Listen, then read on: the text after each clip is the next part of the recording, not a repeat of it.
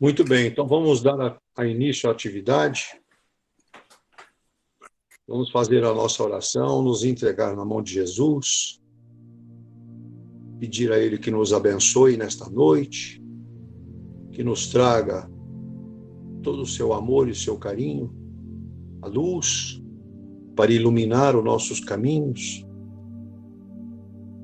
e a solução para nossas dificuldades, para os problemas que atravessamos, que Ele possa nos abençoar e nos iluminar nesta noite. Que esta paz possa nos envolver neste momento, para a gente absorver os conhecimentos que serão trazidos nesta noite. Que a gente possa sair desta reunião mais fortalecidos espiritualmente e materialmente. Essa luz nos envolva agora. Então, pediria a todos que por alguns minutinhos abrissem os seus corações, colocassem a imagem de Jesus em suas mentes, que Ele possa abençoar e iluminar a todos.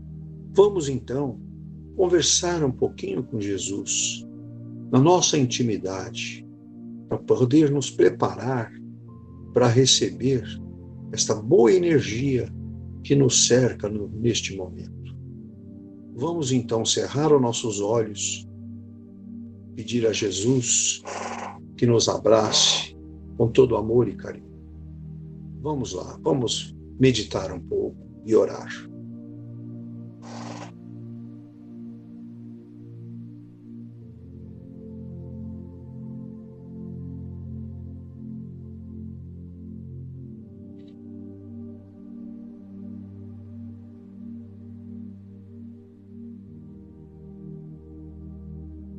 Que momento maravilhoso, não é?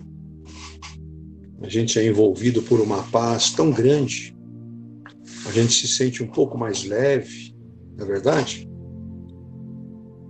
Esse é um momento que nós devemos praticar sempre, essa conversa íntima com Jesus, nos entregar nas mãos dele. Isso nos faz muito bem. Muito bom. Nós estamos estudando o Evangelho segundo o Espiritismo. Nós estamos no capítulo 11 e no item 11. Hoje, com o título de O Egoísmo. É uma dissertação com palavras de Emmanuel, escritas em Paris em 1861.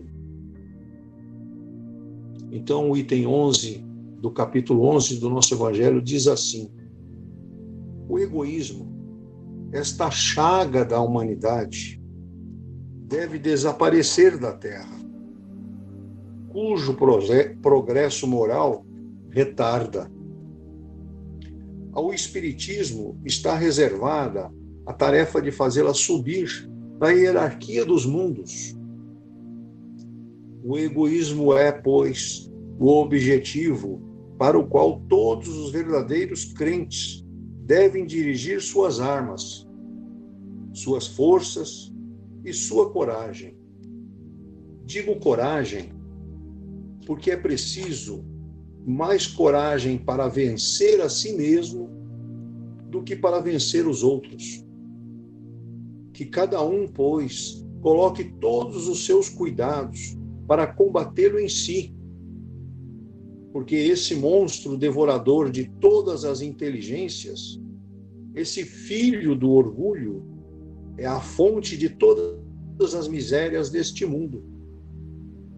É a negação da caridade e, por conseguinte, o maior obstáculo à felicidade dos homens. Jesus vos deu o exemplo da caridade e Pôncio Pilatos o do egoísmo, porque enquanto o justo vai percorrer as santas estações do seu martírio, Pilatos lava as mãos, dizendo: que me importa? Ele disse aos judeus: este homem é justo, porque quereis crucificá-lo? E, entretanto, deixa que o conduzam ao suplício. É a esse antagonismo da caridade e do egoísmo a invasão dessa lepra do coração humano, que o cristianismo deve não ter cumprido ainda toda a sua missão. É a vós, apóstolos novos da fé, e que os espíritos superiores esclarecem a quem incumbe a tarefa e o dever de extirpar esse mal.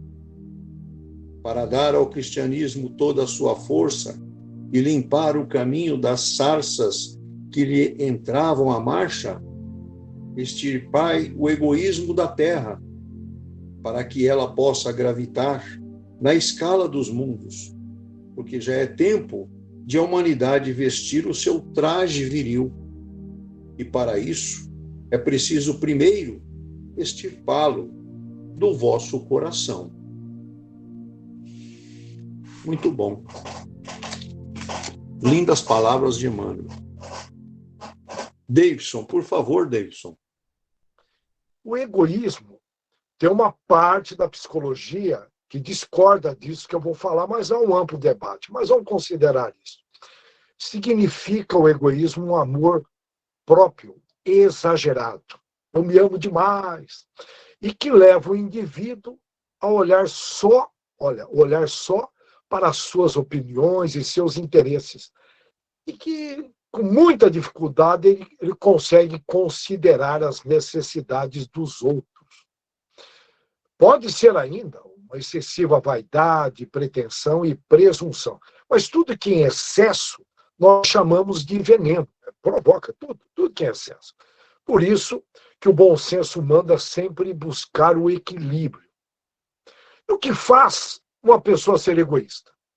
De alguma maneira, tem a ver ali com a infância. A psicologia volta aqui com a psicologia moderninha, ela acaba detectando causas ali que, às vezes, acaba predominando a vida inteira. Mas é importante saber que se tem um problema de saúde mental, tem cura. Os motivos, eu estou lembrando aqui, tem cura, eu garanto. Eu estou lembrando aqui da Joana de Anjos, que ela sempre batia na tecla.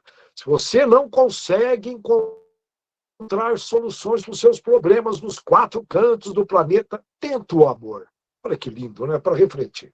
É para refletir. E aí os motivos do egoísmo podem ser diversos, muitos.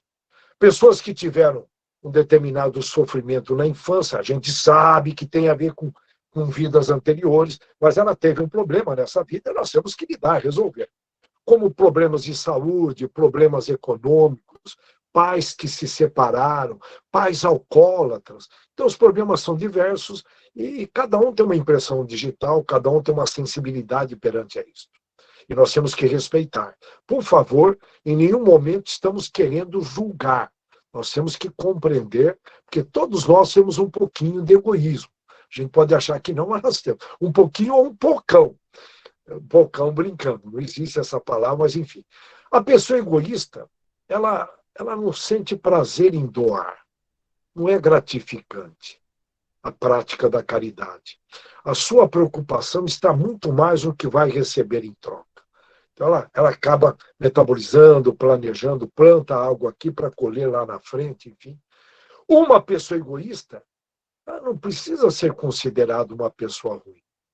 E também não quer dizer que ela não goste de você.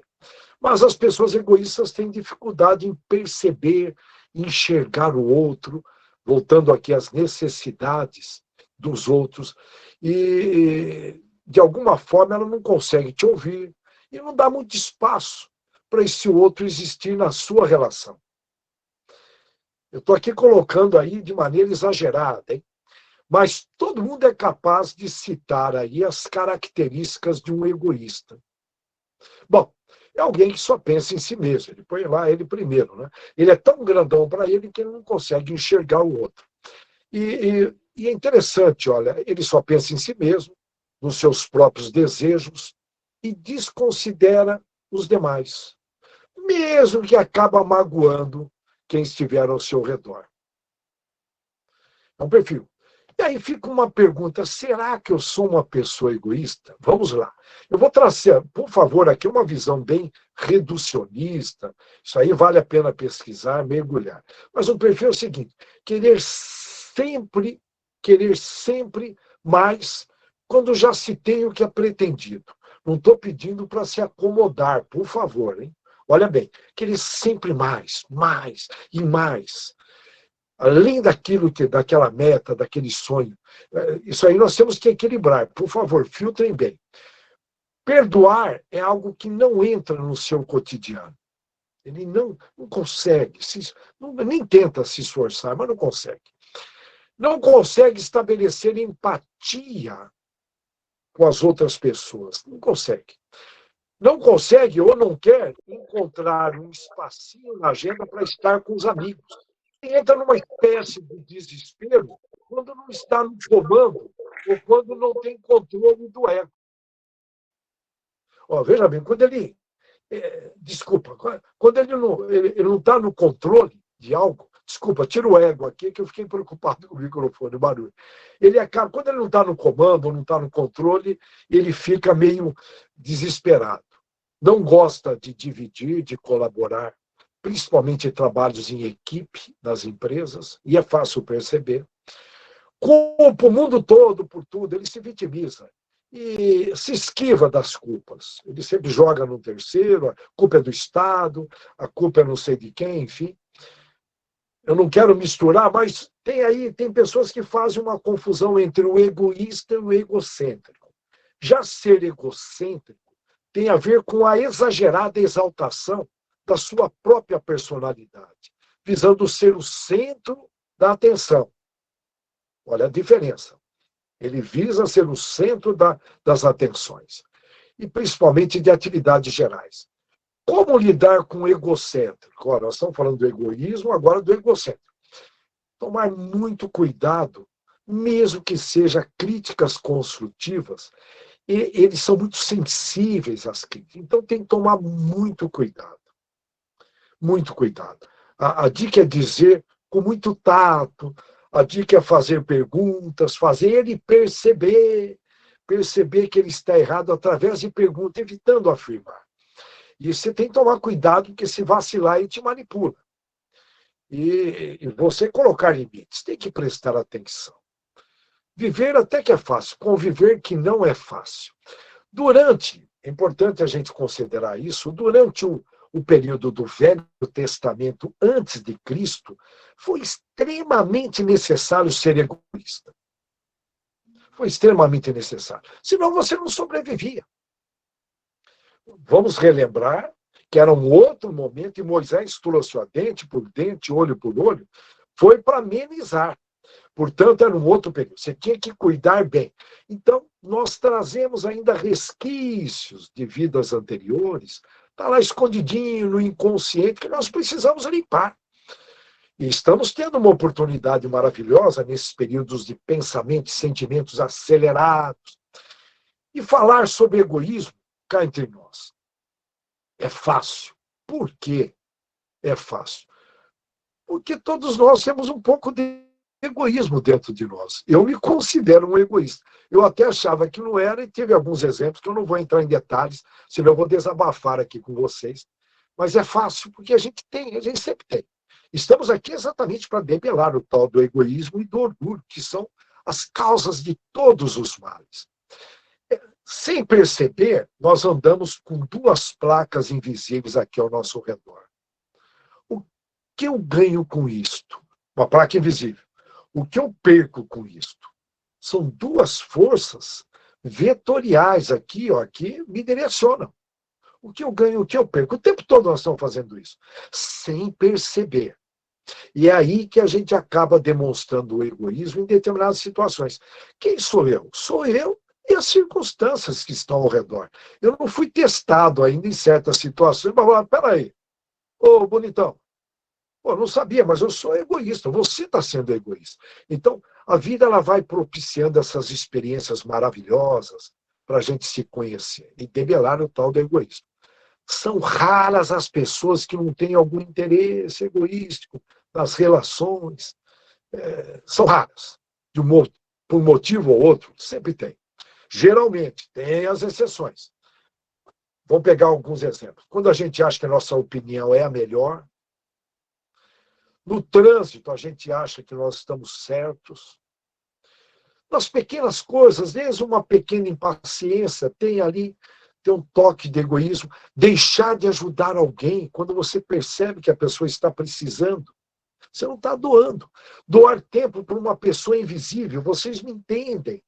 Vocês me entendem o que significa uma pessoa invisível? Um morador de rua. Certa vez eu abordei um morador de rua e comecei a conversar com ele e tal. Eu falei, você está precisando de algo? Ele falou, não.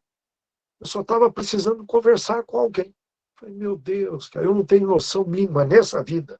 Não sei se em vidas anteriores, lógico, nós devemos ter passado por isso. Mas dar atenção para o morador de rua é contrário de egoísmo. Contrário, você deixa de ser egoísta. Dá uma atenção. Fala, hoje eu vou dar uma atenção. Aí a moçada que mora aí beirando a praia, né, lá no Ceará e aí em Santos, é só andar na beira de praia, você encontra tranquilamente. E puxar uma conversa, levar um calor humano. E a gente acaba não fazendo isso, porque nós sempre estamos correndo atrás dos nossos sonhos, nossos desejos. É eu me amo, sabe? Aquela jogada. Vamos viajar um pouco, né? Você acorda lá naquele domingo de manhã e coloca um som alto que você curte. Eu moro num prédio. Se eu faço isso, cara, eu estou invadindo a privacidade. Né? É um som que eu gosto, mas de repente o camarada não gosta. Né? E é comum a gente ver nos prédios aquele som, lógico, respeitando os horários, mas é aquele som que às vezes você não curte. Né? Cortar fila em banco por ser amigo do gerente, enfim, querer levar vantagens num processo de vendas. O ideal no jogo ganha-ganha na negociação. Nas negociações, ali você percebe, né, o egoísmo com muita facilidade. E o legal é praticar um jogo ganha-ganha, que aí você acaba fazendo uma venda de relação. Não fica aquela venda de transação, aquela única que você faz. E é legal quando você aproveita as oportunidades nas negociações. Em suma, tudo que incomoda o outro, a gente tem que prestar atenção, tem que sondar, descobrir, e as pessoas estão mudando. De repente, meu vizinho não ficava incomodado com determinadas coisas, agora passou a ficar. E é interessante a gente estar conversando, convivendo, sondando e respeitar os limites. Que se fosse com você, possivelmente você não aceitaria. Isso tem a ver com egoísmo também. E aí fica uma pergunta: quantos por cento eu passo pensando nos meus desejos, nas minhas necessidades em relação aos dos outros? Mede um dia, porque se a gente não mede, a gente não administra, fica usando o verbo achar. Achar uma vida falsa, né? Uma fake life, uma falsa vida. Primeira vez que eu pronuncio fake life, já pensou? Eu fico achando, né, que não, eu não sou egoísta. Meça, quem não mede não administra. Mede, dá uma olhada no dia, cara, eu passo o tempo todo dedicado a mim. Pô, significa o quê? Que eu sou um cara egoísta. Tem que medir. O ideal é um pouquinho mais em direção ao outro, aos familiares, os parentes. E a gente sabe que os parentes são irmãozinhos, geralmente uma boa parte deles que a gente se desentendeu em vidas anteriores, por isso que se colocam juntos. É raro ver aquela família que se amam plenamente. Eu não estou colocando a palavra amor aqui, talvez indevidamente. E principalmente os casais, devem procurar ser doadores. Não estou dizendo aquele modelo antigo, não, por favor, mas procurar compreender, se esforçar em compreender, é altruísmo, o contrário do egoísmo. Esforçar em compreender. Evitar fazer tantas cobranças. Faz uma vez só, vai ficar lá repetindo aquela cobrança. E a pessoa está no limite. Então, por isso que os casais brigam. E não é fácil manter aí um relacionamento duradouro. Tem que ceder, tem que praticar o altruísmo. Se deixar no egoísmo, meu Deus, cada um vai ficar vendo a parte, vão surgir brigas e separação. Enfim, vocês conhecem muito bem a história. Na visão católica, o egoísmo, é importante pegar essa parte filosófica da Igreja Católica. Ela diz o seguinte: ó, o respeito pela pessoa humana passa pelo respeito do princípio. Que cada um respeite o próximo, sem exceção, como um outro eu. eu olho para o próximo. Olha que lindo. A Igreja Católica, ela sintetiza de uma forma muito inteligente. Olha, como outro eu. E olhar para o outro como outro eu. Levando em consideração aí, antes de tudo, né, a sua vida e os meios necessários, que a pessoa está lá levando, ela está lá. Então, em suma, é praticar a empatia de uma forma brilhante. Já na visão evangélica, que eu respeito muito, né, desde Lutero, provocaram grandes mudanças, e são os evangélicos que mais oram. Nós exportamos hoje a energia mental cristã para o exterior através dos evangélicos. Olha que coisa linda, porque eles oram muito mais do que espírita, católico, budistas, com o maior respeito, e são hoje uma grande quantidade. Então, na visão evangélica, disciplinadíssima, né, de maneira geral, é encarado, o modo de vida é baseado na fé, e na fé protestante, que contribuiu para o acúmulo de capitais. É interessante o receio de faltar, é um detalhe, e com isso acaba inspirando o indivíduo protestante numa espécie de uma capacidade, ele visa ali uma capacidade de gerir sua própria vida, de ser autossuficiente. Então, ocorre uma tensão, isso na cultura evangélica, é uma tensão permanente, uma tensão mesmo, um questionamento entre egoísmo e autonomia, autossuficiência. É algo que a hora que a gente olha, a gente começa a compreender, e são os evangélicos que estão melhorando o PIB do país. Não estou dizendo para os demais, não, mas eles são muito mais, como se diz, ousados como empreendedores, trazendo benefícios materiais. Sempre lembrando que Jesus está por trás de todas as religiões. Se pegar a espinha dorsal de todas elas, está lá o cristianismo. Já a religião judaica, eles comentam da seguinte forma: basicamente existem dois grupos de pessoas. Lógico, uma visão bem macro, né? O primeiro é o dos que se aproveitam dos outros e querem ganhar mais do que se doam. Tudo bem? São os interesseiros na visão do judaísmo. O segundo grupo é das pessoas de bem com a vida e se caracterizam por se doarem com muito amor. Essas pessoas são desapegadas. Os egoístas são interesseiros, estão sempre querendo sempre mais e mais, e nada é o suficiente para satisfazê-los. Eles passam uma vida, isso aqui já é da minha parte, não é do judeu, passam uma vida insatisfeita. No fundo, são infelizes e acabam ficando sozinhos, porque o egoísta, ele morre sozinho. Vocês querem conhecer egoístas? Visitem um asilo. Visitem. Tem muita gente com muito dinheiro lá. Não estou dizendo, olha, por favor, não quero misturar com a avareza, que a gente vai tratar num outro encontro. Mas, geralmente, tem muita gente egoísta que a família abandona.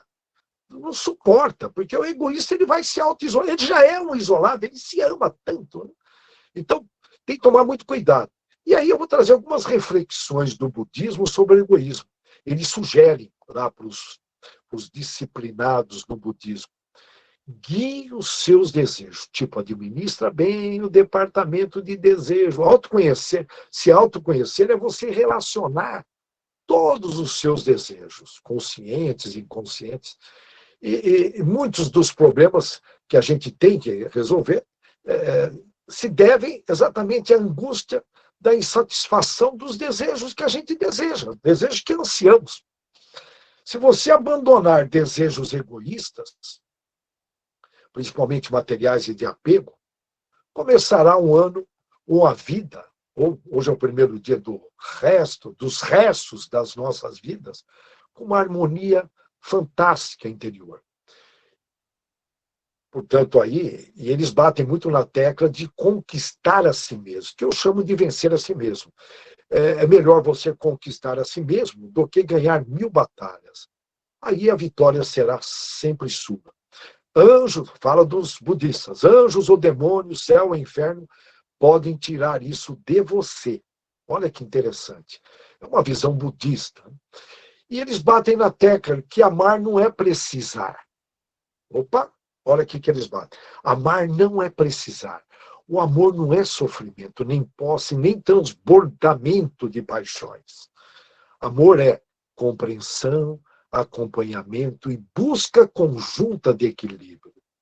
Eu só trouxe aí 3 pilares do budismo, mas, em resumo, eles batem muito nessa tecla. Quando nós dizemos é meu, isso é uma visão budista, nós queremos dizer sou eu, eles se aprofundam, batem aqui em cima do materialista, do mundo ocidental. E eu não vou, eles batem nessa tecla, eu não vou permitir ser tomado por qualquer outra coisa. É interessante, olha, quando nós dizemos é meu, nós queremos dizer sou eu. E eu não vou, isso na visão dele, não vou permitir ser tomado por qualquer outra coisa, é meu. De uma maneira simbólica, simples, essa é uma forma como o mecanismo do egoísmo se manifesta. Precisamos prestar atenção no nosso vocabulário. Em resumo, substituir a viciação, aí saindo do budismo, aqui já numa linguagem nossa, tá? Substituir a viciação do ter pelo ser. Por enquanto, nós somos teres humanos. De ter, verbo ter. Somos teres humanos, poucos seres humanos. Vai levar um tempo ainda grande para nós trocarmos o eu pelo nós. O próprio vestibular, a escola, a cultura, família, sociedade, a sociedade nos pressiona e nós somos aí, de repente, nós somos obsediados por encarnados, eles nos pressionam. De alguma forma, e a gente acaba sendo produto do meio, quem presta contas para o meio, quem vive em função do meio, quem vive a vida da sociedade. E a sociedade, ela é impiedosa, ela é discriminatória. Você vai para a Europa, você vê lá eles discriminando o turista. Agora não! Depois da pandemia, eu vi tanto desprezo por turistas, pelos africanos, pelos refugiados. Ô, povo europeu, quando é que eles vão evoluir? Então a gente vê que, de alguma forma, tem aí um preconceito disfarçado em vários países, e alguns bem claro, né, bem nítido. Bom, mas voltando para cá, com o maior respeito aos europeus, a gente fica elogiando esse país primeiro mundo, né? A decepção é a visita da verdade, precisamos conhecer bem. Aqui é um planeta de prova e expiação. E aí é muito comum, né? Eu fiz isto, eu sou assim. A gente fala sem perceber, é eu, e a palavra tem um poder danado. Já o altruísmo significa o oposto do egoísmo e simboliza uma ação, uma atitude de amor ao próximo. Que aí, quando você está praticando, está sendo altruísta, você está eliminando o interesse seu próprio. Tem tudo a ver com, é um ato de amor. Respeitar os direitos dos outros é um ato de altruísmo. Eu adoraria ver uma associação dos deveres humanos, que é uma associação para nós, não dos direitos humanos, forçosamente. Você vai ter que ser altruísta, contrário de egoísta, não. Não pode ser forçado, livre-arbítrio. A religião espírita, praticamente, ela deixa a doutrina espírita deixa, entre aspas, que é quase proibido proibir, né? O livre-arbítrio, né? Liberdade. Uma vez que você é responsável dos seus atos, irmão. Não, é meu irmão, eu não sei quem é o governador, essa conversinha não cai. Aí em cima, não. Aqui a gente enrola aqui por baixo, mas lá em cima não. E perguntar para si, será que eu estou incomodando aquela pessoa? E o que eu posso fazer para ajudá-la? Lembra? Pessoa chata, aquela que fala muito dela para si, fofoqueiro fala do outro para você, e a pessoa interessante fala de você para você. A pessoa interessante é altruísta. Vamos lembrar do Dom Bosco da igreja. Em outras palavras, ele dizia, nós nascemos para os outros. Isso é significante demais. Quando a gente descobre que nós nascemos para os outros, aí sim a gente pode ter o moral de falar, Pai nosso que estás no céu. Enquanto você não fizer isso, faça o seguinte, Pai nosso. Pai meu que estás no céu. Porque o Pai é só seu, irmão. Ô egoísta, o teu Pai é só seu. Altera o seu Pai nosso, irmão. Você não merece, está mentindo. Todo dia, várias vezes. Pai nosso, você não trata outro como irmão. Como é que pode? Vamos acordar século XXI. pós-graduados, doutores, e lá, Pai Nosso. Ah, mentira, coisa feia, mentira. É um dos 10 mandamentos, não mentira, está lá inserido. A prática da caridade, uma por dia, contribui muito para nós evoluirmos no altruísmo. Uma por dia. Eu percebo quando a gente faz uma caridade, a gente se torna mais humano. A gente vai deixando de ser seres humanos. Quando eu faço uma oração, eu percebo que, opa, eu me sinto um pouquinho mais humano. Nem que seja um milímetro, aquela oração bem sentida. Portanto, humanidade tem a ver com isso, olha. A gente fala em humanizar as empresas, as famílias, não é verdade? Olha aí. Eu acredito que só entraremos na regeneração quando uma porcentagem bem acima de 50% da população da Terra se tornar altruísta. Psicografia dizem, aí por volta de 2057 nós vamos colocar um pé.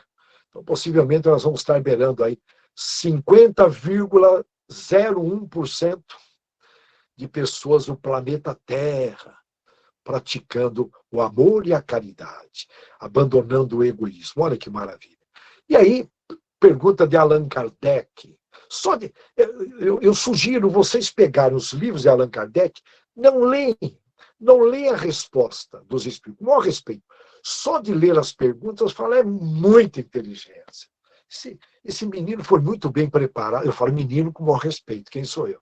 Lembrando, olha, Allan Kardec foi Platão, antes foi João Batista, olha, Allan Kardec foi Platão, São Francisco de Assis, aí foi Jean Hus, tentou implementar dentro da Igreja Católica, está lá no tomo 1, tomo 2, não é tentar implementar, era resgatar o tomo 1 e o tomo 2, foi um concílio da Igreja que mudou. No tomo 1 e o tomo 2 da Igreja Católica está lá a reencarnação, está tudo que Allan Kardec prega. E aí ele vem como Jean Hus, é queimado pela Inquisição lá na fogueira, lá na Tchecoslováquia. Aí ele vem como Allan Kardec e tudo leva a crer que renasce no Brasil, lá em Minas. O povo mineiro é preparado para receber, não poderia ser um outro estado. A energia mental de Minas é diferente. Quem circulou pelo interior de lá sente isso. É uma energia, é um outro povo, uma outra população, uma população escolhida para amparar energeticamente o Chico Xavier, que tudo leva a crer que foi Allan Kardec. O Brasil foi escolhido. Eu pergunto, o que nós fizemos para merecer estar no Brasil?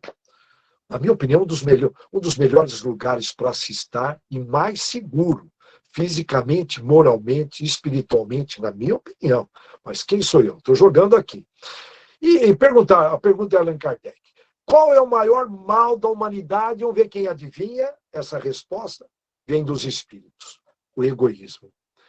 Dele, a resposta dos espíritos. Dele derivam todos os demais defeitos. Eu vou repetir. A resposta, o maior mal da humanidade, a resposta dos espíritos para Allan Kardec, lá na França. A resposta, o egoísmo. Do egoísmo derivam todos os demais defeitos. Portanto, saem todos os defeitos. Significa o quê? Que se você tem algum defeito, eu sei que eu tenho, pelo menos um, basta ter um. Não, pelo menos um defeito. Acho que todos nós aqui temos pelo menos um defeito. Se tiver dúvida, consulte os inimigos, que são verdadeiros amigos, porque eles trazem a verdade. A verdade dói, mas cura. Mas, enfim, pesquise. Se você tem um defeito, você é egoísta. Está lá no livro dos espíritos. Se todos os defeitos derivam, então eu sempre olho o espelho, agora tem defeito? Tem. Pergunto para as minhas filhas, eu pergunto para os amigos, e a gente vai encontrando nas relações os nossos defeitos. Significa o quê? Que eu sou egoísta. Quando eu eliminar todos os defeitos nessa escola, no hospital e na prisão, eu não sei quantas reencarnações aí, enfim, eu sou carente de reencarnações. E aí, quando eu não tiver nenhum defeito, eu falo, agora sim, você é um cara altruísta, parabéns. Por isso que nós temos de relacionar os nossos defeitos e fazer um acompanhamento contínuo. Lembra aquela dica dos alcoólatras anônimos? Só hoje. Então eu pego um defeito meu, por exemplo, eu tenho uma impaciência com a minha esposa, ou com uma filha minha, eu tenho uma impaciência. Então eu anoto, só hoje eu vou ser paciente com a minha filha. Lembra? Alcoólatras anônimos. Hein? Aí no dia seguinte eu estou enganando a minha mente. Né? Não posso falar para a minha mente que vou ficar definitivamente paciente. Aí no dia seguinte, novamente, só hoje eu vou ser mais paciente. E no outro dia, em questão de 15 dias, tem aí uma teoria, 19 dias, pum, você consegue vencer aquele defeito. Então fica aqui uma dica, praticar só hoje. Não cai naquelas das redes de varejo só amanhã, não cai nessa não. Não cai só hoje. E com isso a gente vai vencendo nós. Porque Jesus veio aqui para provocar renovação interna nossa, não externa. Pô, Jesus, muda isso, pô. Que absurdo essa injustiça aqui no Brasil, lá na Ucrânia. Conversa furada. Irmão, a renovação interna nossa. Elimine os seus defeitos, meu Deus, você vai sair luz daqui. Além do mais, vai gerar correntes de amor e caridade. Porque onde você passa, você vai passando sem defeito, você vai jogando aquela energia maravilhosa, vai virando corrente, e aí você vai impregnando a pátria do Evangelho. E aí você vai botar um pé no céu. Fala no céu entre aspas. É isto. Que Deus abençoe a todos e que tenhamos uma extraordinária semana, praticando só hoje, eliminando defeitos, progredindo em todos os aspectos. Por quê? Nós podemos. Nós somos filhos de Deus. Nós podemos. E podemos muito mais. Muito mais. Que assim seja. Valeu, Davidson. Muito obrigado. A grande característica do egoísta realmente é não saber dividir o amor próprio que tem, né? Não sabe dividir o amor próprio que ele tem. Então, ele coloca tudo como só para ele, né?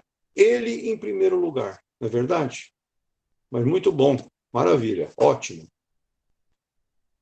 Vamos, então, passar as nossas vibrações da noite para os nossos irmãos que estão em dificuldades, precisam deste amor e deste carinho de todos nossos irmãos que estão presentes, da espiritualidade, da equipe médica da Casa Bezerra de Menezes, que nos acompanha neste momento. Tenham certeza, cada um de nós está sendo assistido por um médico da equipe do Dr. Bezerra, nos ajudando, nos providenciando a cura tão necessária para a gente vencer as dificuldades. Então vamos pedir aos nossos irmãos que atravessam dificuldades, que eles possam receber todo o amor e carinho de Jesus e as nossas orações em prol do restabelecimento da saúde de todos. Vamos então pedir que Jesus abençoe e ilumine também aos que estão em UTIs de hospitais, necessitando de um momento de amor, de luz para as suas dificuldades, e possam ser abençoados e iluminados. E assim, Pai, nós te pedimos que nos abençoe e nos ilumine nesta noite, que possamos trazer para os nossos lares este amor e este carinho que acabamos de receber, que nós recebamos todo este amor para poder dividir com todos os nossos irmãos, que a gente possa levar um pouco da tua palavra àqueles que necessitam de um amparo, né, fraterno, um abraço, um sorriso, que a gente possa fazer isso com todo o amor que tens por nós. Muito obrigado, Jesus. Muito obrigado, Pai. Que assim seja. Pediria a todos que neste momento se recolham com as suas águas, pelo menos por 10 minutos, para que a espiritualidade da Casa Bezerra de Menezes possa completar o atendimento de vocês, que vocês possam receber essa energia e essa renovação de todas as suas necessidades. Que esta luz que nos ilumina neste momento permaneça em nós. Recolham-se por uns 10 minutos, pelo menos, para que a espiritualidade complete o atendimento de todos. E assim, Pai, te agradecemos pela grande oportunidade que nos colocou nesta noite. Este aprendizado maravilhoso sobre a correção de nossas condutas, de nossas ações, que nós possamos receber isto com toda a simplicidade e humildade, como sempre nos ensinou. Humildade, simplicidade e amor e indulgência ao próximo. Obrigado, Pai. Obrigado, Jesus. E assim, fazemos a oração que nos ensinaste. Pai nosso, que estais no céu, santificado seja o vosso nome. Venha a nós o teu reino. Seja feita a tua vontade aqui na terra como nos céus. O pão nosso de cada dia que nos dá hoje. Perdoa nossas ofensas, assim como perdoamos quem nos ofende. E não nos deixe cair em tentações. E livra-nos de todo o mal, do corpo e do espírito. Obrigado, Deus. Obrigado, Jesus. Que assim seja. Muito bom.